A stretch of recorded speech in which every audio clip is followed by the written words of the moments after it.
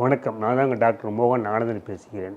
இன்றைய தலைப்பு ஜாண்டிஸ், அதாவது ஒரு மனிதனுக்கு மஞ்சக்காமலை எப்படி வருகிறது, எதனால் வருகிறது பற்றி தெளிவாக காண்போம். 4வது வகையான காமாலை கபக்காமாலை.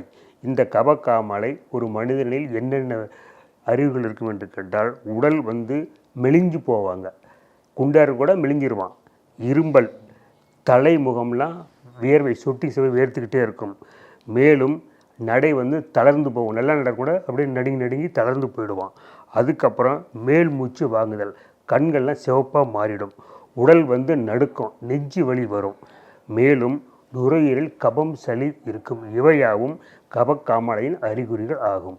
ஆங்கிலத்தில் ஜாண்டிஸ் என்றும் தமிழில் மஞ்சக்காமாலை என்றும் கூறுவார்கள்.